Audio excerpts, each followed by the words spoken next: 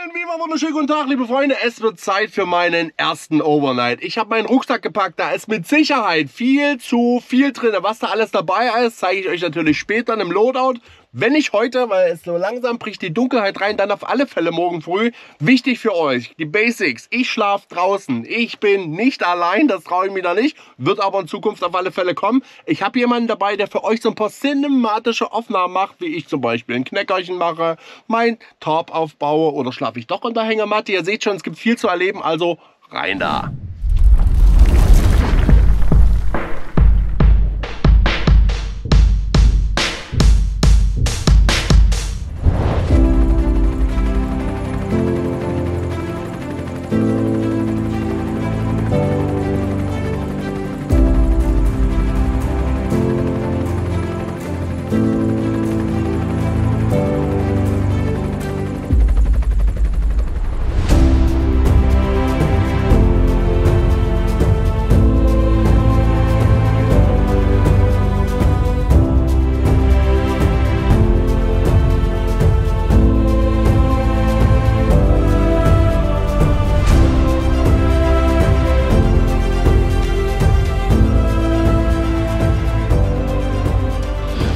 So, das ist der Moment, wo das Baby hier zurückbleibt und wir stolpern mal los.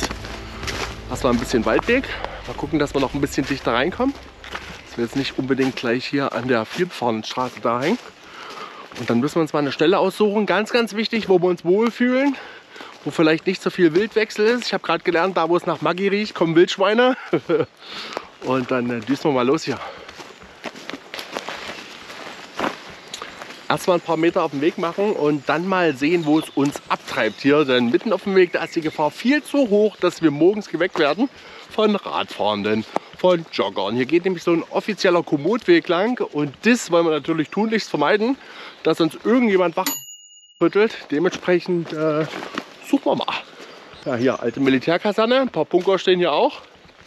33 an der Zahl, die werden wir alle noch entdecken. Ja? Ob jetzt so einen kleinen, einen großen, oder ob es mal ganz tief runter geht auf mehrere Etagen, könnt ihr gespannt sein. Das Grundstück hier, das werden wir noch auseinanderklamüsern. Ich glaube, wir sind fündig geworden, Freunde. Ein bisschen geschützt von allen Seiten. Hier geht nicht wirklich Wind durch, was schon mal sehr gut ist, denn die Nacht erwarten uns so um die 8 Grad. Mit ein bisschen Pech auch 5. Und ich überlege jetzt, Hängematte zwischen den zwei Bäumen oder doch Tarp aufbauen? Schreib's mal in die Kommentare, was du machen würdest. So Freunde, ich habe einen Platz gefunden, die Sonne ist am Untergehen, ich muss mich ein bisschen ranhalten, denn hier unten liegt noch jede Menge Holz, hier liegen noch Disteln, hier gibt es noch so viel, was meinen schönen Schlaf stören würde. Das müssen wir erstmal beseitigen, das bedeutet jetzt Spaten auspacken, Messergriff bereit haben und erstmal ein bisschen Planie machen, dass ich das Tarp aufbauen kann.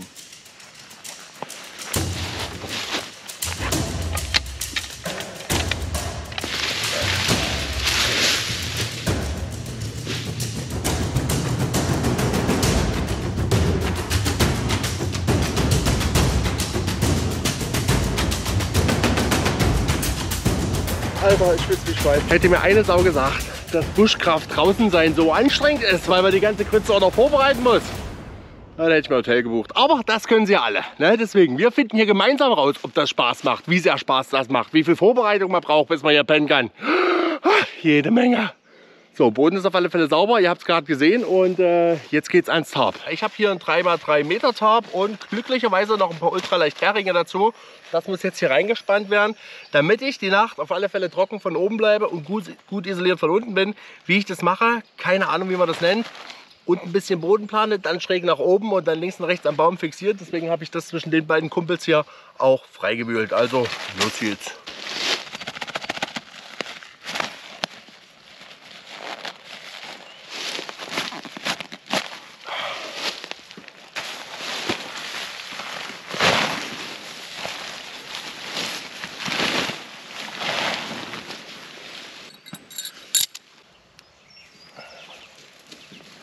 Ich habe jetzt in jede Ecke hier so einen Hering erstmal reingebolzt, um zu gucken einfach, wie gut ich hier unten liegen kann. Das passt jetzt eigentlich soweit perfekt. Jetzt geht es ums oben abspannen. Hier war so ein bisschen Paracord dabei, das werde ich natürlich gleich mal nutzen. Das geht jetzt hier oben an die Bäume und dann haben wir schon unser kleines Lager aufgebaut.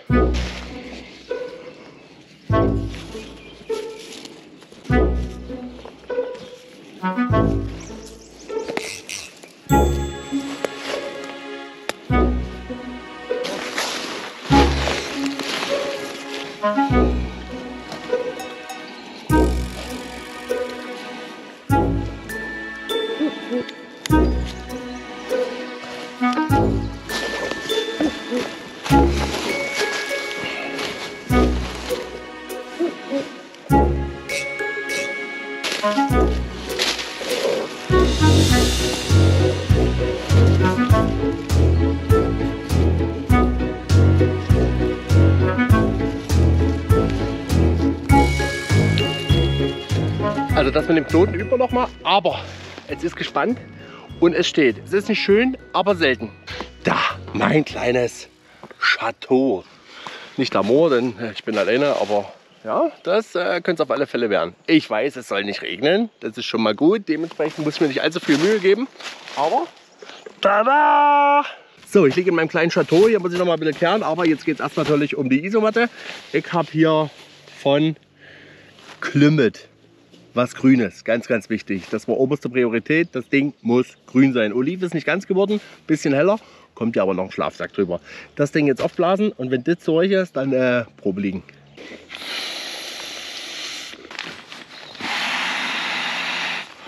Ja, leicht bergauf. Perfekt.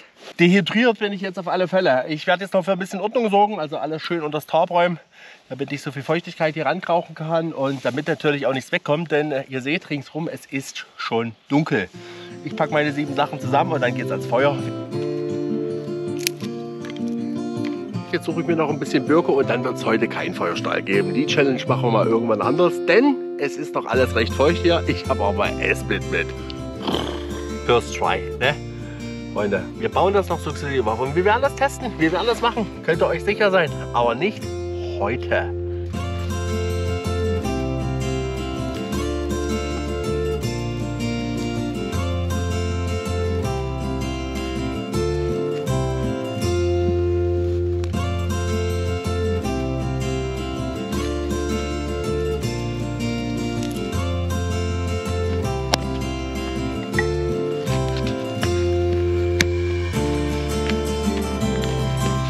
Feuerholz ist vorbereitet für die nächste Stunde. In diesem Sinne, cheers.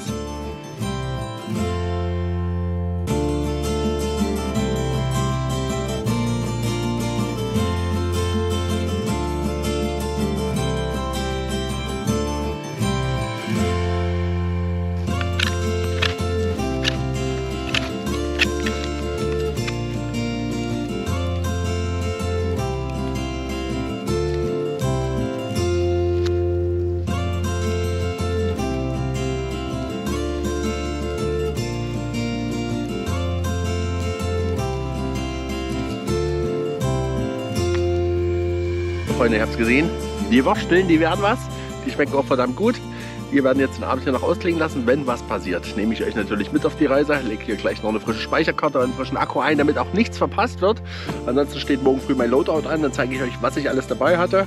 Und wir ziehen mal so ein kleines Resümee, wie cool das war, ob ich das wieder machen muss, wie ich das nächste Mal machen werde. Und ja, es kommt auf alle Fälle Content zusammen. Also bleibt gespannt und bleibt dran.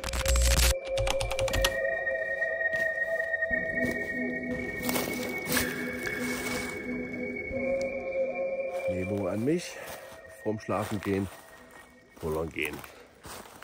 Sonst musst du dich aus dem schönen warmen Schlafsack noch mal rauswühlen und packst dich halb auf die Fresse, weil hier im Wald keine Ordnung gemacht hat.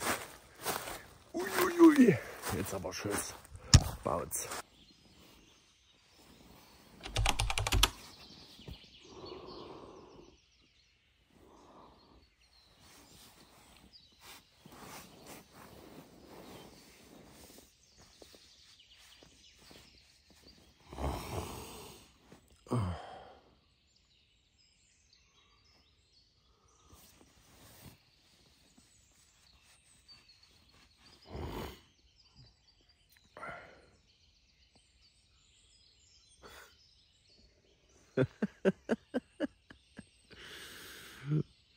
Schöne gestellte Szene, denn muss ja auch nach Aufwachen aussehen, ne?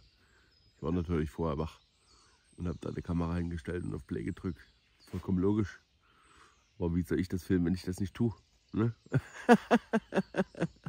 That's life. That's life.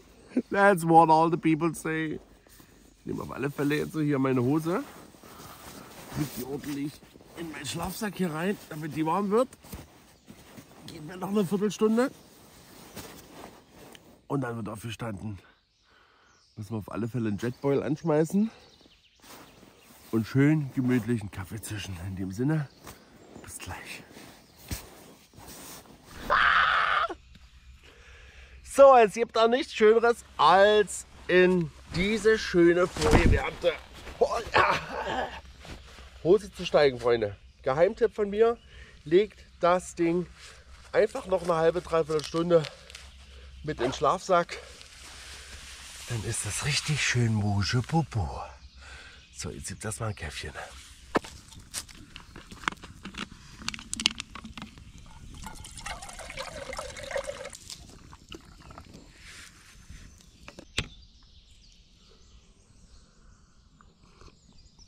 Ah, Freunde, es geht doch nichts über Kaffee. Den werde ich jetzt genüsslich trinken, dann abbauen und dann machen wir ein kleines Loader. Dann zeige ich euch mal, was ich heute alles dabei hatte. Klamotten machen wir zum Schluss. Gucken wir erstmal, was alles bei mir im Rucksack drin war und wie mein Setup so aufgeteilt war. Also ich hatte hier von talkpoint.de einen Schlafsack, einen Arctic Spring, der ist so mit 5 Grad Komfortzone. Dann gibt es hier natürlich Mechanics Handschuhe. Ich meine, bei dem Waldboden, bei dem Holz, was man vorbereiten muss, 1000 Disteln, die stechen, da sind die nicht so verkehrt, wenn du nicht vergisst, die aufzusetzen. Ganz normale Basecap, der habt ihr mich ja eingangs gesehen, trage ich einfach gerne, ist so ein Must-Have, muss ich dabei haben. Isomatte, Static V2, mega zufrieden mit dem Teil. Ich habe Esbit mitgenommen und von Tasmanian Tiger noch diesen kleinen Hobo-Kocher, den haben wir allerdings nicht gebraucht, weil es ist noch recht feucht ringsrum. Und wir haben ein Loch ausgegraben, dementsprechend ging das mit dem Feuer auf alle Fälle klar. Dann habe ich noch eine kleine Handkettensäge mit dabei, die hat sich bewährt auf alle Fälle, denn damit konnten wir Holz verdammt gut klein machen. Bisschen Stativ noch für die GoPro, mit der ich auch gleich filme. Ja, ein bisschen Essbesteck, ordentliche Taschenlampe. Dann natürlich das Tarp, 3x3 Meter, habe ich auf eBay gezogen. Was steht hier drauf?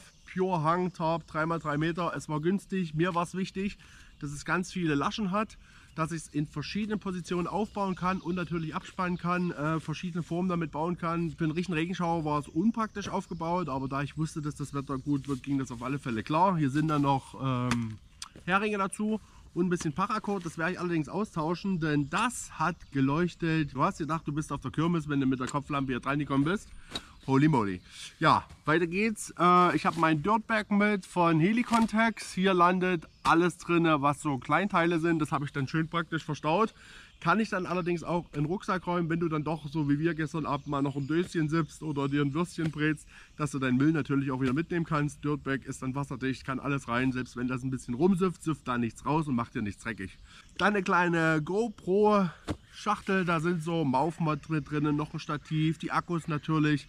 Und so ein paar kleine Sachen noch. Dann habe ich noch meinen Klappspaten mit dabei, auch bei eBay gezogen, kam glaube ich 12 Euro, nichts Weltbewegendes. Eine kleine Lampe von Textile vor. Der Jetboil, also ein Teil, was mich schon ziemlich lange begleitet, bin ich mega happy damit. Das Ding schafft es wirklich hier in 90 Sekunden dir kochendes Wasser zu machen. 1 Liter kochendes Wasser, Freunde. Also kann ich eben nur ans Herz legen. Gerne noch mal bei Textile vor anfragen. Die können da sicherlich was klar machen, wenn ihr Bock habt.